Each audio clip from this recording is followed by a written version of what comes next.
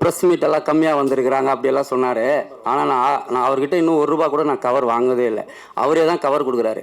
எனக்காக தயவு செய்து ப்ரெஸ் மீடியா மட்டும் கொஞ்சம் கை நீட்டு தூக்குங்க. யார் யார் ப்ரெஸ்ஸுக்காரங்க மட்டும் நம்ம ஆளுங்க யார் யாரும் கை தூக்குங்க, அவங்க செக் பண்ணிப்பாங்க. இல்ல சார், இவர் என்ன சொல்றாருன்னா பிரஸ்துக்காரங்களே வரல அப்படின்றாங்க. சபையில பேசுங்க. இவரு சொல்றாரு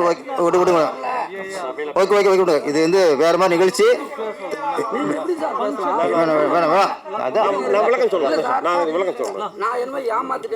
அது தனியா பேசிக்குவோம். அதான் அதுதான் நான் அப்பவே ஆஃப் பண்ணேன். நான் என்னன்னு சொல்லுங்க.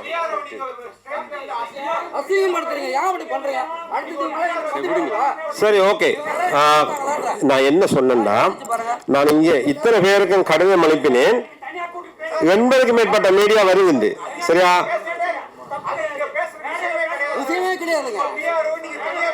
சரி சரி சரி, ஓகே ஓகே ஓகே, சரியா? ரைட். சரி, வாங்க சார், நீங்க 2 வார்த்தை பேசணும் சார், ப்ளீஸ்.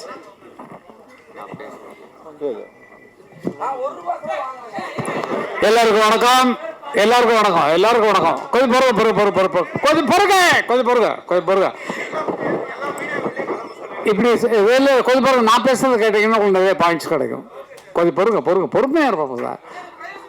ஏன்னா நீங்கள் தான் வந்து இவங்க என்ன புகழ்ந்ததை பற்றி தான் பேச போகிறது. உங்களுக்கு இன்ட்ரெஸ்ட் சார், நீங்கள் அதை தனியாக வச்சுங்க சார். உங்கள் மாநாட்டு விஷயங்கள்லாம் தனியாக வச்சுங்க. இது வந்து மொத்தமாக பார்க்க வந்திருக்காங்க. அவங்களுக்கு சந்தோஷப்படுற மாதிரி நம்ம இதை நடத்திட்டு வந்தால் நல்லாயிருக்கும். ஓகே சார், நல்லா இருக்கும் சார். நீங்கள் ஒன்றும் நீங்கள் விட்டுருங்க சார்.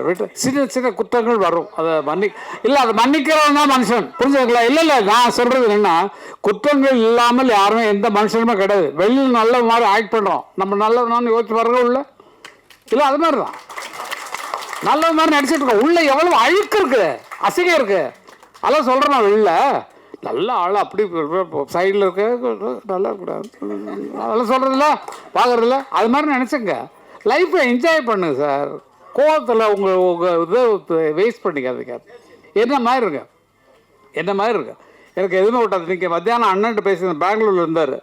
இப்போ பெங்களூர் இருந்தோன்னு நான் சத்தம் போட்டிருந்தேன் அவர்கிட்ட வந்து. இன்றைக்கி ஒரு சின்ன எங்கள் வீட்டில் ஃபங்க்ஷன், அது வீட்டில் நீ போய் நடத்திடுறாரு. பூஜை ரூமில் போய் எல்லாம் பண்ணியாச்சு. அண்ணன் பேசினோடனே நான் வந்து என்னை கச்சேரிக்கு விட்டு போயிடுவார். ஏன்னா காரணம், இந்த கால் கொஞ்சம் எனக்கு இதாக இருக்கிறனால உன்னை பார்த்தா எனக்கு டென்ஷன் ஆகுது. நீ வந்து கீழே நடந்துட்டு இருந்தேன்னா எனக்கு வந்து மேலே பாட முடியல. அதனால விசுவாரன்னா நான் அவர்கிட்ட போய் நின்று டான்ஸ் எல்லாம் ஆடி காட்டிட்டேன். இனிமேல் கச்சேரிக்கு நான் வந்தே ஆவேன். ஃபாரின் கச்சேரியில் நிறையா இருக்குது. சிம்பனிக்கெல்லாம் விட்டு போயிட்டாங்க எனக்கு உடம்பு சரியில்லைன்னு. அந்த மாதிரி சண்டையெல்லாம் போகும். ஆனால் இன்றைக்கி அண்ணன் சொன்னார், நீ பார்த்தா கச்சேரி வந்தால் பேசிட்டே இருப்படான்னு. இல்லைண்ணா, நம்ம 2 பேரும் பேசும்போது நான் பேசிக்கிறேன். என்ன மாதிரி பேசுகிறதுக்கு ஆள் கிடையாது அவர்கிட்ட. நல்லா போட்டு கலாட்டா பண்ணுறது இல்லை. அதான் சொன்னாங்களே, ஒரே ஒரு பெரிய தம்பி இருக்கான். அப்போ அண்ணனுக்குரிய தம்பி, ஒரே ஒரு தம்பின்னா நான் தான். அது எவ்வளோ பெரிய பெருமை பாருங்க. இதுக்கு மேலே கிரேடு வேணுமா? நல்லது யோசிக்க. உலகம் போகக்கூடிய ஒரு சிம்பனி எழுதி எல்லாம் வெளிநாட்டுக்காரெல்லாம் மூக்கில் வரல. ஐயோ, அப்படியே மொசாத் மாதிரி இருக்குது, இப்போ விதித்தவன் மாதிரி இருக்குது.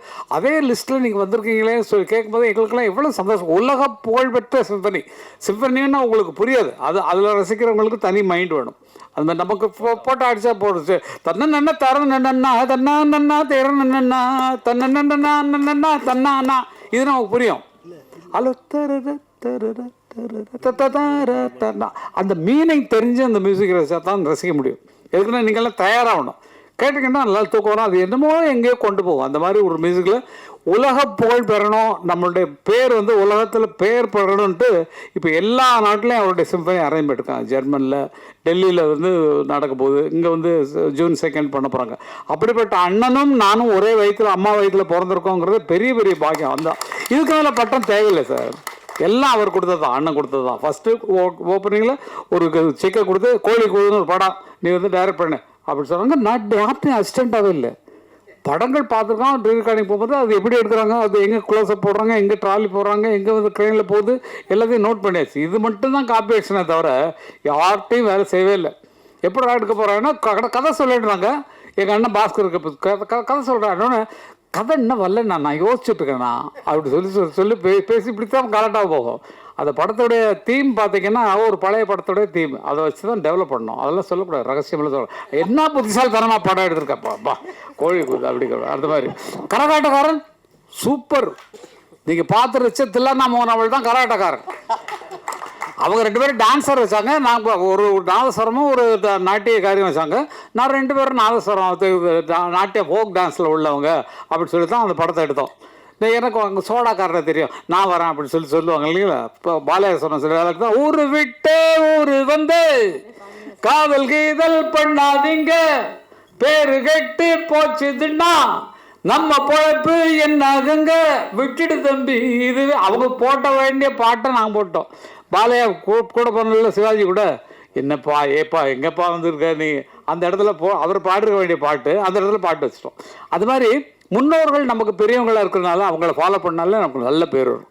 இவங்க அமைப்பு ரொம்ப அருமையான, அவங்களோட ஐடியாலாம் கேட்டபோது நல்ல அமைப்பாக இருக்குது. ஆனால் எனக்கு இன்னும் தெளிவு வரல, எனக்கு மைண்டில் எனக்கு தெளிவு வரல.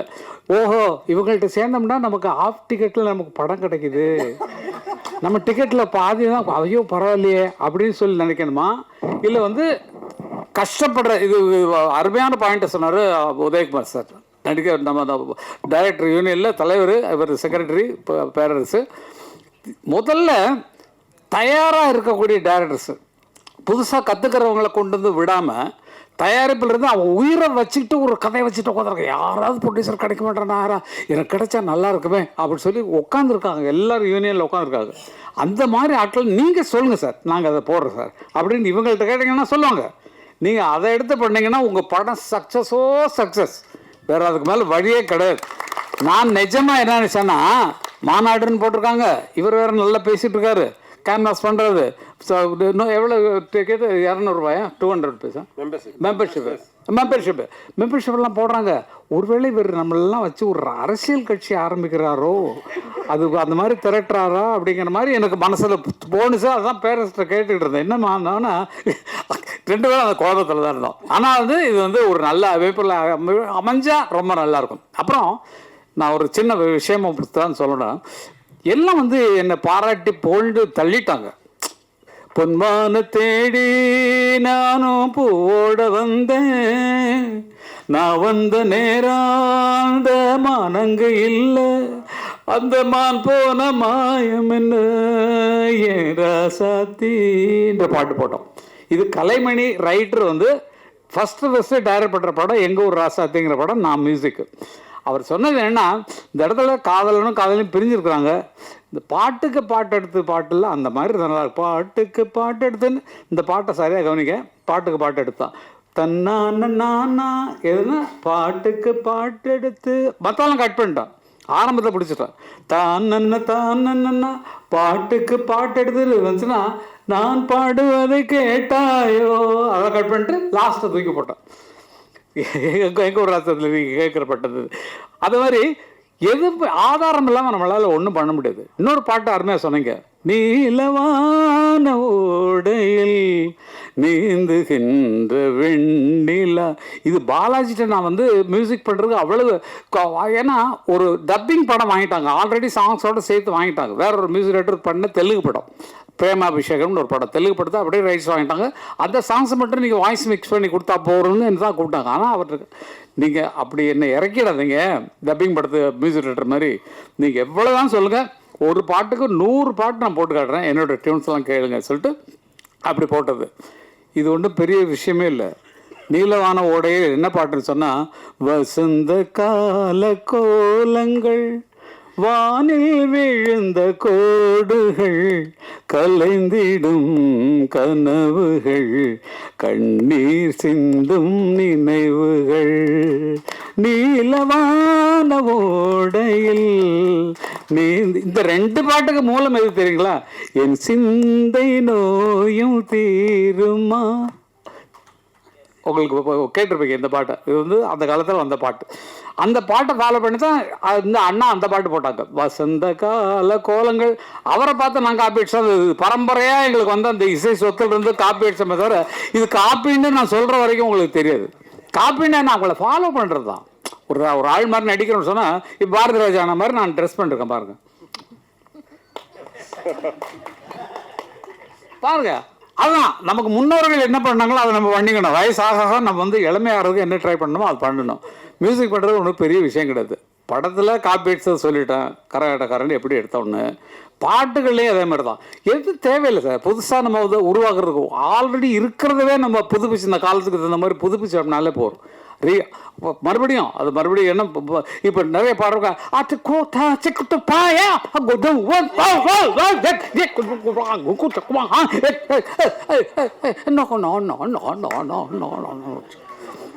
நீங்க நல்லா நினைச்சு பாருங்க, இருந்த கற்பை கெடுத்திருக்கமா காப்பாத்திருக்கமான்னு யோசிச்சு பாருங்க. பாட்டுடைய கற்பு, கதையினுடைய கற்பு எல்லாத்தையும் கலைச்சு நான் தயவுசெய்து தப்பா சொல்றேன்னு நினைக்காதீங்க. படம் பார்த்தா எல்லாரும் துப்பாக்கி வச்சிருக்காங்க. துப்பாக்கி இருக்கு, நிறைய துப்பாக்கி இருக்கு.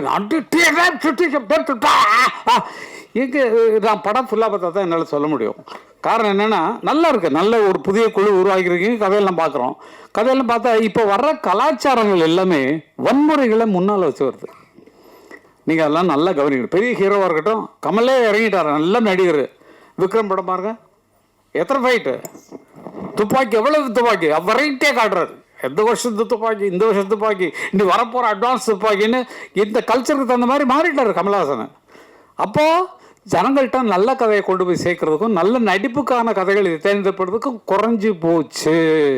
அதுதான் நல்ல யோசிச்சு பாருங்க. சின்ன கவுண்டரில் என்ன அருமையான பாடங்கள், இப்போ பேரரசு எடுத்த படங்கள்ல என்ன அவ்வளோ அருமையான படங்கள். கதையின் நோக்கம் அதை சரியாக ஜனங்கள் கொண்டு போய் ஐயோ நம்ம லைஃப்பில் நடந்தால் அப்படி காட்டுறாங்களே, நம்ம ஊரில் 10 பெரிய மனுஷங்க வர்றாரு ஐயோ ஐயா அப்படிங்கிற மாதிரி நமக்குள்ள அந்த உணர்வு வரக்கூடிய கதைகளை நம்ம உருவாக்குறதுக்கு ட்ரை பண்ணணும். நம்ம வாழ்வியலில் நிறைய கதைகள் இருக்குது, எக்கச்சக்க. நம்ம குடும்பத்தை நினைச்சு பாருங்களேன். நம்ம குடும்பத்தில் நம்ம ஒரு என்ன கஷ்டப்படுறோம், எப்படி பண்ணுறோம், வெளியில் எப்படி நம்ம பந்தாவாக நடந்துக்கிறோம். இதே ஒரு கதை, அருமையான கதை. எவ்வளோ துக்கங்கள் துயரங்கள் இருக்கலாம். அது மாதிரி கதைகளை தேர்ந்தெடுப்பதில் இவங்களுக்கு ஒரு அறிவுரை மாதிரி தான் நான் சொல்கிறேன். அது என்னென்னா, நிறைய பேர் வச்சுட்டு தவிச்சிட்டு இருக்கிறாங்க. எங்களுக்கு ப்ரொடியூசர் கிடைப்பாங்களான்னு தவம் இருக்கிறாங்க. அப்படிப்பட்டவர்களே நீங்கள் கண்டிப்பாக நீங்கள் சேர வேண்டியது. இப்போ நீங்கள் வந்து டைரக்ட் பண்ணிருக்கீங்க, நீங்கள் இந்த டைரக்டர்ஸ் யூனியனில் மெம்பர் ஆனீங்களா? நான் கில்ட்டி இருக்கேன் சார். இல்லை சொல்லுங்கள். இதில் சார் வெங்கடையில் இல்லை சாரோட கண்டிஷன் போட்டுட்டாரு. இல்லை டெஃபினட்டாக மியூசிக் டைரக்டராக இருந்தால் எங்கள் மியூசிக் யூனியனில் இருக்கணும். ஒரு பாயா ஒர்க் பண்ணுற பாயாக இருந்தால் கூட அவர் யூனியனில் சேரணும். யூனியன் பாயை கரெக்டாக பிரித்து அருமையாக வச்சுருக்காங்க. டைரக்டர்ஸ் யூனியனில் இருந்தால் தான் டைரக்ட் பண்ண முடியும். இல்லாட்டா வந்து ஷூட்டிங் பேக்கப் பண்ண நிறுத்து யாரை கட்டியாக எடுத்துக்கிட்டு இருக்க அப்படின்னு சொல்லி இப்போ பேசுகிற ஆட்களுக்கெல்லாம் பயங்கர பார்க்குறதுக்கு சாஃப்டாக இருக்காங்க சார். அவங்க பட்ட பிடிச்சாங்கன்னா அவ்வளோதான் அந்த மாதிரி ஆட்கள். அதே மாதிரி என்ன ரூல் இருக்கோ அதை நம்ம ஃபாலோ பண்ணால் நல்லாயிருக்கும். என்னுடைய வேண்டுதல் என்னென்னா, இவ்வளோ பெரிய ஐடியாவோடு நீங்கள் பண்ணிட்டு இருக்கிறீங்க, நல்ல கதைகளை வச்சுட்டு எனக்கு ஒரு சான்ஸ் கிடைக்காதா, கிடைச்சா பிச்சிலாயா அப்படின்னு சொல்லி நினைக்கக்கூடியவர்கள் நிறைய பேர் இருக்கிறாங்க. அவங்கள யூஸ் பண்ணி நீங்கள் படத்தை ஆரம்பிங்க, அதில் காசு சேர்த்துக்குங்க. அதுக்கப்புறம் நீங்கள் வெளியே, ஏன்னா உங்கள் பாட்டே வந்தது விட்பா விடமாட்டோம்னு இருந்தது ஃபர்ஸ்ட் வேர்டு. இது வேறு எவனா சொன்னால் உங்களுக்கு எப்படி இருக்கும்? உங்களை பார்த்து விட்பா விடமாட்டோம் என்ன இப்படி? அப்போது அந்த மாதிரி வார்த்தைகள் நான் ஃப்ராங்காக பேசுகிறேன். ஏன்னா வந்து அரைச்சொல்னு நம்ம சொல்லுவோம், இது மாற்றிக்கிறதுக்கு ஒன்றும் ப்ராப்ளம் இல்லை. விடமாட்டோம்னு மற்றவன், ஏன்னா தியேட்டர் கிடைக்கிறது கஷ்டம், ரிலீஸ் பண்ண விட மாட்டேங்கிறாங்க. இடம் கேப்பு கிடச்சா வந்தால் ஒரு வாரம் ஃப்ரீயாக இருக்குது, அதில் வேணால் போட்டுக்கோ அப்படின்னு சொன்னால் படம் எங்கே வெற்றி பெறாது. அதனால் அப்படி சொல்கிறதுக்கெல்லாம் ஆட்கள் நிறையா இருக்காங்க. பாசிட்டிவ் திங்காக இருக்கணும், டோட்டலாக வந்து நெகட்டிவ் திங்கை பண்ணக்கூடாது. அது மாதிரி அதே மாதிரி வன்முறைகளை தூக்கி கொண்டு கதையாக்குவது குறையணும். நம்ம வாழ்வியல் சொல்லக்கூடிய கதைகளாக எடுத்திங்கன்னா ரொம்ப நல்லா இருக்கும்னு நினைக்கிறேன். இசைக்கு முக்கியத்துவம் கொடுத்தீங்கன்னா உங்களுக்கெல்லாம் ஃப்ரீயாக வந்து இளையராஜா பண்ணி வைக்கிட்டு என்னுடைய பொறுப்பு. நிச்சயமாக சொல்கிறேன், நல்ல கதையை கொண்டு வாங்க, அருமையான கதையை கொண்டு வாங்க. அவர் காசு வாங்கல, ஆனால் இது ரிவ்யூ காரியம் பண்ணி கொடுத்துருந்தேன், ஒரு சாங் ஏதாவது பண்ணி கொடுத்துருந்தான் சொல்லி நான் வந்து என்னால் பண்ண முடியும். அதுக்கு தான் சொல்கிறேன். ஏன்னா வந்து அதுக்கான கதைகள் அவர் இல்லை கேளுங்க, அவர் கதையை கேட்டோன்னா இதுக்கெல்லாம் நமக்கு நீங்கள் வேறு யாராவது பண்ணிங்கன்னு சொன்னால் அவர் அப்படிப்பட்ட ஆள். கதையை கேட்டார்னா அவருக்கு பிடிக்கணும் மனசில், நல்லா இருக்க இது எடுத்துருவீங்களா, நீங்கள் யார்கிட்ட அசிஸ்டண்ட்டாக ஒர்க் பண்ணீங்க, இதெல்லாம் கேட்பார். எப்படி ஒர்க் பண்ணீங்க, எப்படி இதை எடுப்பீங்க, இவ்வளோ ஸ்ட்ராங்கான கதை சொல்கிறீங்களே. இல்லை நான் எடுத்த படத்தை போட்டு பாருங்கன்னா உங்கள் படத்தை பார்த்தாருன்னா என்ன இப்படி படம் எடுத்து வச்சுருக்கேன், போய் இந்த கதையை என்ன பண்ண போகிறானோன்ற பயத்தில் போடக்கூடாத சூழ்நிலைகள் அவருக்கு வரலாம். அதனால் நல்ல கலைஞர்களை செலக்ட் பண்ணுங்கள், நல்லா கொண்டு வாங்க. உங்களுக்கு உதவுறதுக்கு நாங்கள்லாம் இருக்கோம், நாங்கள்லாம் மொத்தமாக இருக்கோம். நானும் சரி, நீங்கள் எந்த டைரக்டர் வேணாலும் போடுங்க, நாங்கள் 3 பேருமே கவிஞர்கள், பாடலாசிரியர்கள். உங்களுக்கு ஃப்ரீயாக பாட்டு எழுதி தரோம், நீங்கள் யாரை வேணாலும் மியூசிக் போடுங்க. இப்போ நீங்கள் போட்ட பாட்டவே நான் மியூசிக் டைரக்டருங்கிற முறையில் சொல்கிறேன், அது உங்களுக்கு தெரியறதுக்கு சான்ஸ் இல்லை, எனக்கு தெரிஞ்சது சொல்கிறேன். 2-3 இடத்துல வந்து அந்த ஃபிமேல் வாய்ஸ் டோனை வந்து ஒரு செமிட்டோன்னா அந்த சுதி இருந்துச்சுன்னா பாட்டுருக்காங்க, அதை நோட் பண்ணி அந்த இடத்துல பிச்சை ஏற்றணும் கொஞ்சம். அந்த மாதிரி சில வேலைகள்லாம் இருக்கும் உங்கள் சாங்கில், அது மாதிரி ஆடியோவில் சொல்கிறேன். எங்களுக்கு அந்த புத்தி தான் என்ன இப்படி பண்ணிருக்காங்க அப்படிங்கிற மாதிரி வரும். மற்றவங்களுக்கு தெரியறது சான்ஸே கிடையாது. மியூசிக் தெரிஞ்சவங்க மற்றவங்களாம் தெரிஞ்சாங்கன்னா இது மாதிரி அட்வைஸ் பண்ணுவாங்க. எதுக்கு நான் அட்வைஸ் பண்ணுறேன்னா, மறுபடியும் வந்து உங்களை நான் பார்த்துட்டு இதெல்லாம் சொல்ல போகிறதில்ல, இது ஒன்று தான் எனக்கு சந்தர்ப்பம் கிடச்சிருக்கு, இதில் தான் என்னுடைய ஆதங்கத்தெல்லாம் கொட்டி ஆகணும். அதனால் நீங்கள் வர அடுத்து பண்ண போகிறதில்ல இன்னும் தெளிவாக பண்ணுங்கள். கொஞ்சம் நல்ல மியூசிக் தெரிஞ்சவங்களாம் போடுங்க, நாங்கள்லாம் இருக்கோம் ஃப்ரீயாக பண்ணி தர்றது. நிஜமா ஆமா, இந்த மாதிரி ஆட்கள் நிஜமா கண்டிப்பாக நான் பண்ணுவேன். அவர் மியூசிக் பண்ணுறவர் தான் பேரரசு பாட்டு சொன்னாலும் டியூனில் தான் சொல்லுவார். நீங்கள் அவர் படத்தில் வர்ற பாட்டெல்லாம் கேட்டீங்கன்னா அவர் சொன்ன டியூனில் தான் அவர் பாட்டெல்லாம் வந்திருக்கும். அந்த மாதிரி நான் கேட்டேன், உங்கள் படத்துக்கு நான் ஏதாவது பாட்டு எழுதிருக்கேன், இல்லை நான் விட மாட்டேங்க, நான் தான் எழுதிருக்கேன் பாட்டு அப்படின்றது. உங்களை மாதிரி தான் அப்படின்னாரு.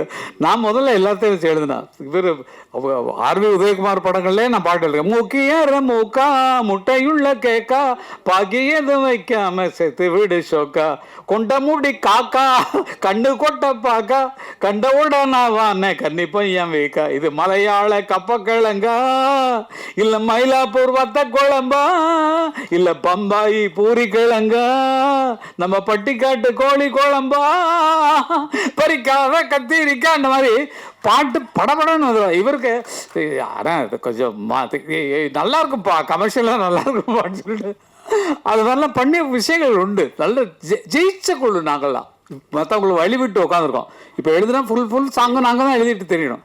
அதனால் மற்றவங்க புதுசாக வரவங்க, என் பையன்கிட்ட நான் சொல்கிறேன், டே நீ உங்கள் அப்பங்கிறதுக்காக ஒரு பாட்டு மட்டும் என்னை வச்சுக்க, மற்றவங்க உனக்கு யார் பிடிக்கிறாங்களோ அவங்களுக்கு பாட்டு இல்லை.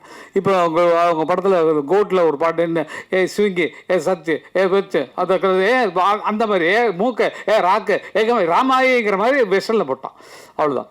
அதை போட்டு அதுக்கு எழுத சொல்லி இங்கிலீஷ் வேர்டெல்லாம் போட்டு நமக்கு தெரியாத வேர்டெல்லாம் உள்ளே பூத்தி பாட்டு பண்ணோம். அதனால் எந்த சூழ்நிலைக்கும் ஒத்து போகிற ஆட்கள் உங்களுக்கு பக்கபலமாக எப்போதும் வந்திருக்காங்க, உங்கள் கூடவே இருக்கிறாங்க.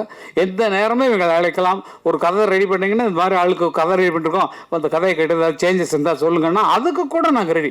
ஏன்னா சினிமா உலகத்தில் இருக்கோம், சினிமா வேலையை தவிர வேறு எந்த வேலையும் கிடையாது. நாங்கள் சம்பாதிச்சதுக்கு நிறைய ஒரு எஸ்டேட் வாங்கி நிறைய வீடுகள் கட்டி வாடகைக்கு விட்டு பேசாமல் உட்காந்துருக்கலாம். அதெல்லாம் வரல. இளையராஜா இருக்கிற சொத்துக்கு மேலேயா அவ்வளோ இருக்குது. ஆனால் அவர் வேறு பக்கம் சிந்தனையே கிடையாது, உட்கார்றதெல்லாம் மியூசிக் எழுதுதான், அவ்வளோதான். வேறு சதா சர்வகாலமாக அதே சிந்தனையிலே உட்கார்ந்துருக்கூடியவர் நான் பார்த்த வரைக்கும் நான் கொடுத்து வச்சேன் எங்கள் அண்ணா இளையராஜா தான், வேறு யாரும் கிடையாது. மற்றவங்களுக்கு வேறு இருக்குது. என்னென்ன விட்டிங்கன்னா இப்போ நைட்டு அவங்க கூட பார்ட்டிக்கு போயிட்டு அப்படியே போய்ட்டு வரணும். பார்ட்டினா நான் வந்து சாப்பிட்றதில்ல, அது உண்மையிலே ரெக்கார்ட் பண்ணிக்கிறேன். அவங்கள மாதிரி நான் சாப்பிட்றதில்ல, இல்லை அவங்க சாப்பிட்டுட்டு சாப்பிட்றாங்க, நான் சாப்பிடுவேன், அவ்வளோதான்.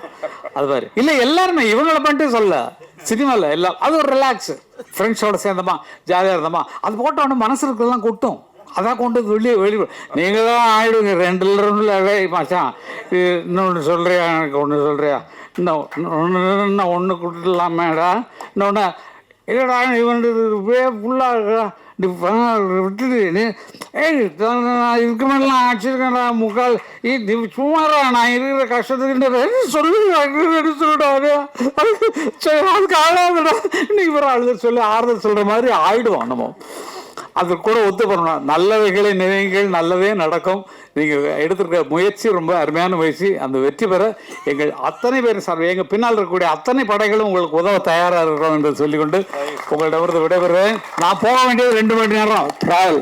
அவர் உதயகுமார் அவர்களும் பக்கத்தில் தான், பக்கத்தில் நாங்கள் மாவலிபுரம் பக்கத்தில் இருக்கோம் எங்கள் வீடு. ஊர் வேண்டாம், ஊர் விட்டு ஊர் வந்து ஓடி போகிற மாதிரி ஓடி போய்ட்டுறாங்க, இந்த சிட்டிக்குள்ளே இருக்க வேண்டான்ட்டு. அது ஒரு சந்தோஷம். அதனால் நீங்களும் தனியாக இருக்காதீங்க, குடும்பத்தோடு இருக்கு.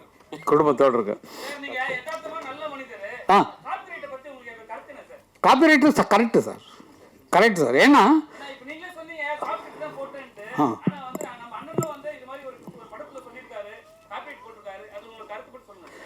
காப்பிரைட்ஸுங்கிறது வேர்ல்டு ரூலில் தான் நாங்கள் ஃபாலோ பண்ணுறதை தவிர இந்தியன் ரூலில் கொண்டு வந்தாச்சு. அதை லண்டனில் எங்களுக்கு ஆஃபீஸ், மெயின் ஆஃபீஸ் இருக்குது. உலகம் ஃபுல்லாக என்ன ஒருன்னா, மைக்கேல் ஜாக்சன் அவர் மியூசிக் பண்ணி அவர் பாட்டு எழுதி அவர் நடிக்கிறார் இல்லைங்களா, அவர் கொண்டு வந்த திட்டம் தான். கொண்டு வந்து அது எல்லாருக்கும் அப்படி பரவிடுச்சு. காரணம் என்னென்னா, நம்மளுடைய படைப்பு. இப்போ வந்து கதாசிரியருக்கு கதையில் உரிமை உண்டு, எத்தனை லாங்குவேஜ் மாற்றினாலும் அவங்களுக்கு உரிமை உண்டு.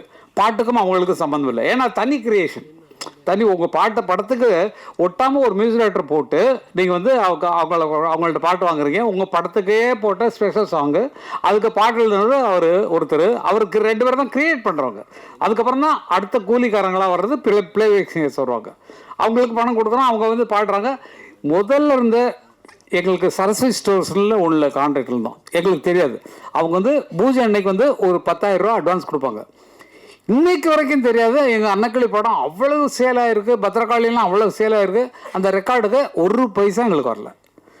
அதுக்கப்புறம் தான் அண்ணா என்ன பண்ணாங்கன்னா, ஃபஸ்ட்டு கான்ட்ராக்ட் போடும்போது மியூசிக் கான்ட்ராக்டை அவர் வாங்கிடுவார். தட் இஸ், பணத்தை எவ்வளோ நாள் கம்மி பண்ணிக்கோ, எனக்கு இந்த மியூசிக் ரைட்ஸ் எங்கிட்ட தான் இருக்கும் லைஃப் லாங். ஏன்னா எங்கள் அண்ணனோட லைப்ரரியில் அது வந்துடும், என்னோடய பாட்டுகள் எல்லாமே அது வந்துடும். அப்போது ஒரு தடவை கச்சேரியில் நான் சொல்லி திட்டினதுக்கப்புறம் தான் கச்சேரி ஆட்களை ஃப்ரீயாக பாட சொன்னார். பாலுவை திட்டம் இல்லையா, அதுக்கு நான் சத்தம் போட்டேன். அவர் உனக்கு தேவையா நான் ஆவின்னு கத்தினேன். அதில் கொஞ்சம் சண்டையெல்லாம் வந்துச்சு. அதுக்கப்புறம் ஸ்டேஜில் பாடுறவங்களுக்கு ஒன்றும் கிடையாது, நீங்கள் ராயல்ட்டி கட்ட தேவையில்லை. அதை எடுத்து யூஸ் நீங்கள் 7 கோடி ரூபா கொடுத்து ஒரு மியூசிக் ரைட்டரை போட்டு அவன் பாட்டுக்கு கைகட்டில் விழாமல் எங்கள் பாட்டுக்கு விழுந்துட்டு இருக்கியா?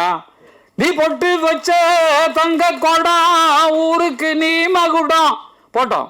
அந்த பாட்டை போட்டு நீங்கள் ஆண்டிங்கன்னு அர்த்தம். சொர்க்கமே என்றாலும் அது நம்மூரை போல வருமா? 7 கோடி ரூபா கொடுத்தவன் பாட்டு கிட்டாவில் எங்கள் பாட்டை போட்டோன்னா கைதட்டல் வருது. இப்போ என் ஜோடி மஞ்சக்குருவி நான் என்ன பாட்டு தான், சாஞ்சாடு நெஞ்ச தழுவின்னு மியூசிக் போட்டவன்ல ஓன் பாட்டு கிட்டாவில்லையா? எங்கள் பாட்டு போட்டோன்னா ஆளுக்கு கைதட்டான், உச்சில் அடிக்கிறான், டான்ஸ் ஆடுறான். அப்போ அதுக்கு கூலி எங்களுக்கு வரணும் இல்லை?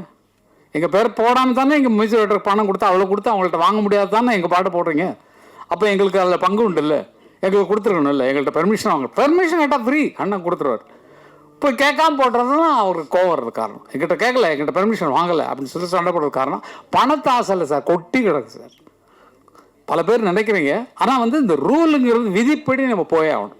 விதி எவ்வளோ உருவாக்குனானோ, இப்போ இவங்க கதையை வந்து வேறு லாங்குவேஜில் போட்டாங்கன்னா இவங்க எவ்வளோ வேணாலும் கிளைம் பண்ணலாம். என்னோடய சீன்ஸ் இவ்வளோ, அதாவது எங்களுக்கு 40 செகண்ட்ஸ்னு வச்சுக்கலாம், அதில் ரூல்லாம் சொன்னால் உங்களுக்கு புரியாது. அந்த மாதிரி அவங்க கதையின் மெயின் கதையை எடுத்து வேறு கதை பண்ணாலும், இது நம்ம கதையில் ரெஸ்பான்ஸ் பண்ண கூடுறாவன அப்படின்னு சொல்லி கூப்பிட்டு நம்ம வாங்கிக்கிறதுக்கெல்லாம் ரைஸ் உண்டு. எவன் உருவாக்குனானோ அவனுக்கு அதில் பங்கு உண்டு. அந்த மாதிரி தான் அந்த ராயல்ட்டிங்கிற விவரம் போயிட்டுருக்கு. அது இனிமேல் பிரச்சனையே வேண்டாம். ஏன்னா பாருங்கள், எந்த படத்துக்குமே வராது. ஏன்னா எங்களுக்கு தெரியல, நம்மகிட்ட பெர்மிஷன் கேட்காம போட்டிருக்கானே அப்படிங்கும்போது தான் உங்களுக்கு வருது. அஜித் படம் அதெல்லாம் ஒன்றும் இல்லை, எங்கள் பாட்டு அவ்வளோதான். ஒன் மியூசிக் டைரக்டரால் போட முடியல, எங்கள் பாட்டு தான் உனக்கு ஜெயிக்க வைக்குது அப்படிங்கிற சந்தோஷத்தோடு இருப்போம் நாங்கள். அது கேட்டுருந்தா இன்னும் சந்தோஷமாக கொடுத்துருப்போம். கேட்கலங்கிறனால தான் கொஸ்டின். என்னுடைய சொத்தை எப்படி திருடலாம், நீ என்னுடைய கேட்டுக்குள்ளே எப்படி நுழையலாம், நீ தான் ஒரு மியூசிக் டைரக்டர் வச்சுருக்கே அவனை போட சொல்லி அந்த மாதிரி அப்படின்னு சொல்லி அவங்களாம் என்கரேஜ் பண்ணுறதுக்கு தான் அந்த விஷயமெல்லாம். அதனால எல்லாமே நல்ல வைக்கலுக்கு தான் புரிஞ்சுக்குங்க. எல்லாம் எங்களுக்கு பணத்தாசை கிடையாது இல்லை, எக்கச்சக்கமாக இருக்குது, செலவு பண்ண முடியாமல் எக்கச்சக்க பணம் வச்சுருக்கோம். அது இப்போ ஒரு ரியல் எஸ்டேட், அது யாருக்கும் நாங்கள் ஏன் ஹெல்ப் பண்ண, நீங்கள் உழைச்சி முன்னுக்குவாங்க. நீங்கள் யாரும் என்ன பண்ணுறீங்கன்னு கேட்குறீங்க, அதெல்லாம் இல்லை. ஏன்னா இப்போ கல்யாண மண்டபம் கட்டி வாடகை தான் விடுவோம், நல்ல துட்டு கறந்துப்போம். எதுக்கு இது அடுத்த பிஸ்னஸ்ஸு? நமக்கு வரக்கூடிய அடுத்த சந்ததிகளுக்கு சேர்த்து வைக்க தான் அப்பங்காரம் இருக்கான். அதனால் சேர்த்து வச்சதெல்லாம் அடுத்த குழந்தைங்களுக்கு, பேரன் பேத்திகளுக்கு, அந்த அண்ணன் பிள்ளைங்களுக்கு, தம்பி பிள்ளைங்களுக்கு, அக்கா பிள்ளைங்களுக்கு, இவங்களுக்கு கொடுக்கத்தான் எங்களுக்கு. அதுக்கு தான் சம்பாதிக்கணும், அவங்களும் நல்லா இருக்கணும் எங்களை மாதிரின்னு. அதனால் ஒவ்வொருத்தரும் அப்படி வாழுங்க. மற்றவங்களுக்கு தான தர்மம் பண்ணுறோம் அதெல்லாம் சொல்ல தேவையில்லை. தான தர்மம் பண்ணுங்க, மற்ற கஷ்டப்படுறவங்களுக்கு கொடுங்க, ஃப்ரீயாக கொடுங்க, மனசார இருக்கு. ஆனால் நீங்கள் சம்பாதிக்கிறது உங்கள் குழந்தைகள் பின்னால் வர்றவங்க கஷ்டப்படக்கூடாதுங்கிறதுக்காக சேர்த்து வைங்க. இதுதான் எனக்கு நாங்கள் சம்பாதிச்சதை நாங்கள் இப்போ என்ன பண்ணிகிட்டு இருக்கோமோ அதை உங்களுக்கு சொல்கிறோம். நீங்கள் அதே மாதிரி இருங்க, சந்தோஷமாக இருங்க. இன்றைக்கி நல்லா இருக்கிறீங்க, நாளைக்கு நல்லா இருக்க போகிறீங்க. இனிமேல் வருங்காலத்தில் இன்னும் உயர்ந்து நீங்கள் வாழ்வீங்க. உங்கள் எண்ணத்தை ஸ்திரப்படுத்துங்க. நம்ம என்ன ஒரே நோக்கத்தில் இருக்கணும், நான் டைரக்டர் தான், நான் ஃபிலிம் டைரக்டர் தான் வரப்போம், இல்லைப்பா நான் நடிகராக தான் வரப்போகிறேன், நான் அதில் எய்மாக இருக்கேன். அந்த கனவு தான் உங்களை மேலே கொண்டு போவேன் தவிர 10 பக்கம் திங்க் பண்ணிங்கன்னா வராது. மியூசிக் கிடைச்சா பண்ணலாமே, பாட்டு எழுத நான் எழுதலாமே, அப்படி வச்சுக்கூடாது என்ன மாதிரி. ஆனால் எல்லாத்துலேயும் நான் ஜெயிச்சிட்டேன், எல்லாத்துலேயும் பாட்டு எழுதுறதுலையும் ஜெயிச்சிருக்கேன். எல்லா பாட்டும் என்ன பாட்டெல்லாம் சொன்னேன்னா அது எக்கச்சக்கமாக இருக்குது. அந்த மாதிரி அதுலேயும் ஜெயிச்சிருக்கேன். மியூசிக் டைரக்ஷனில் 168 படம் பண்ணிருக்கேன். அது 2000 பாட்டு வரைக்கும் எழுதியிருக்கிறேன் நிறையா. எல்லாத்துலேயும் ஜெயிச்சது கடவுளுடைய செயல். என் நோக்கம் வந்து எந்த வேலை கிடைச்சா இப்போ நீங்கள் ஒரு வேலைக்கு விட்டீங்கன்னா நான் வந்துடுவேன் நான். அந்த மாதிரி வேலை வேணும். அதனால் அந்த மாதிரி வளர்ந்தவங்க நாங்கள். நீங்களும் உங்கள் மனசையும் மாற்றிக்கொண்டு நல்லவைகளே நிலைங்க, நல்ல இது நோக்கிய பயணப்படுகள். நடக்கிறது எல்லாமே நல்லா நடக்கும். உங்கள் ஐடியா பிரமாதமாக இருக்குது. நான் சொன்னதை மனசில் ஏற்றுக்கொண்டு டைரக்டர் சென்னையிலேருந்து டைரக்டர் பிடிங்க, எல்லாம் உங்களுக்கு ஃப்ரீயாக பண்ணி தரதுக்கு நாங்கள் இருக்கோம். எல்லாம் பார்த்துக்கலாம், சீக்கிரமாக பண்ணலாம். நன்றி நன்றி, எல்லாருக்கும் நன்றிங்க, ரொம்ப நன்றி.